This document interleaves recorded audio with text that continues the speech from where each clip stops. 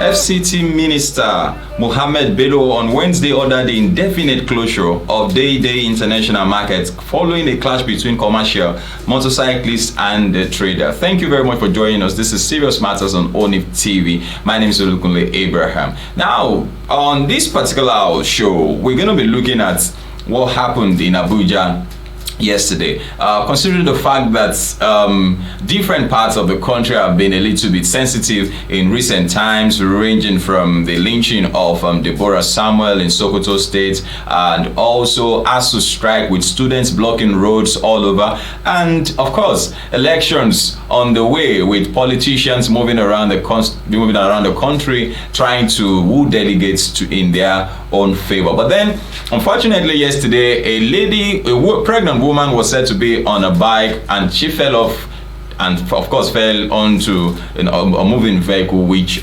caused a very sad incident there. Well, Bello gave the order after inspecting the scene of the incident with FCT Commissioner of Police Sunday Babaji, Director State Security Service, other sister security agencies and top officials of the FCT. Now let us see what the the level of damage that was done during that clash, because several properties were burnt. I mean, goods and properties, people's shops and all of that were burnt during the process. So let us see what it looks like in a few seconds. Let's see what happened there in Abuja at the Dei-Dei International Market. Let's see the video now.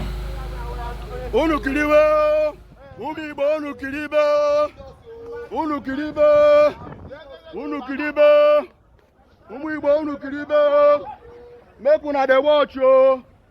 Dei-Dei market today yo. Today, Dei-Dei market yo burning. Dei-Dei market yo. B18. B18. Today being 18. Today being 18 of May. Being 18 of May, Wednesday, 2022. This is what Hausa people have done for Igbo shop. Watch. We cannot go in. Make una help me watch. We are finished. Everybody, they're there for our court. For Namdekan court, I don't know what happened here because of accident. Trouble started in the market when, like I said in my introduction, a female trader yet to be identified fell from a commercial vehicle and was crushed to death by an articulated vehicle. The minister directed the community and the market leaders to fish out the hoodlums responsible for the crisis. Well, one might not be able to point accusing fingers at this point as to who caused this or who caused that. We all just need to be careful as we carry out our daily businesses and all of that. Well, the community and the market leader must fish out hoodlums and bad eggs among them. Unfortunately, this time around, hoodlums carry arms and they shoot innocent. They shoot innocent people. We've had issues in different parts of the country, ranging from Sokoto. A protest broke out after the lynching of Deborah Samuel, which led to the arrest of at least two suspects, which the youths of Sokoto came out to protest that they should be released. Now, we had one in Lagos where a sound engineer was being mobbed and killed, and several incidents like that around the country. Now, one that we're hoping will not result into anything sensitive or anything sad is the banning of Okada riders in about 6 local governments in Lagos, which has Ikeja, Lekki. I mean, it's very, very highbrow areas in Lagos inclusive. And so we've had earlier on today Hausa community asking Governor Sanwo-Olu to please do relax that ban and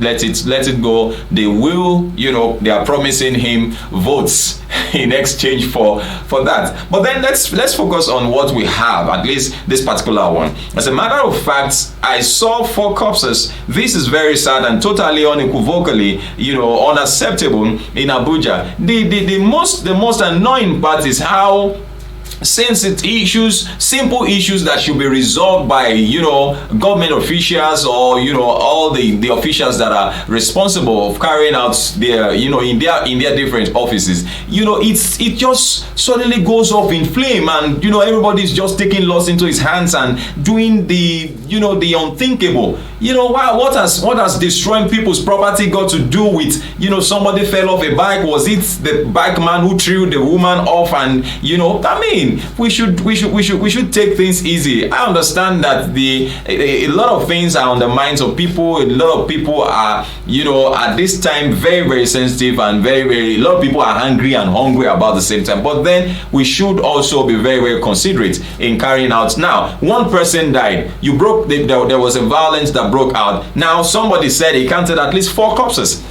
Now, how come 4 corpses at least has been used to pay for 1 life that was lost? We were just supposed to look at the way as to how there will not be a repetition of what has happened, instead of aggravating the matter. Now, he said, we have agreed with security agencies that full-scale investigation will be done, and the communities have to be part and parcel of the solution, or else there will be no peace. Because what it looks like is that some persons seem to be using or taking advantage of incidents like this to carry out their heinous act, or trying to do a payback.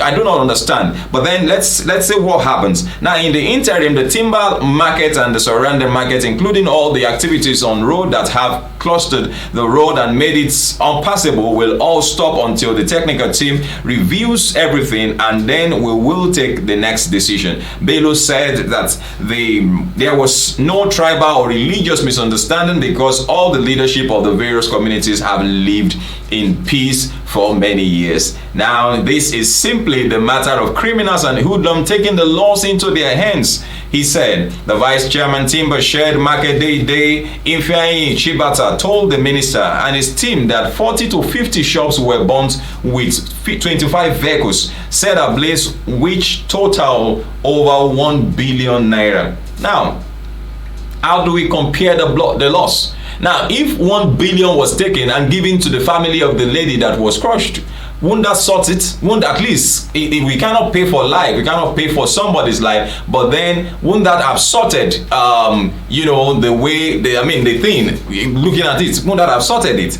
At least it will have calmed the nerves of some persons and all of that, but at least a compensation. I know nobody can pay for life, but you know what I'm trying to talk about. Now, also, the Secretary, Tomato and Onion Sellers Association Dei-Dei, Dahiru Mani, disclosed that 4 persons were killed during the clash in the market. He appealed to the minister to ensure the provision of a police division with adequate personnel in the market. Meanwhile, the FCT police restored normalcy in Dei-Dei town of Buari area council following a civil unrest in the area. This is contained in a statement signed by the FCT police public relation officer DSP Josephine Ade. The police stated that the situation was brought under control alongside its sister agencies as it continued an eagle-eye monitoring and surveillance amidst discreet investigation. This followed after the outbreak of a civil unrest in building markets,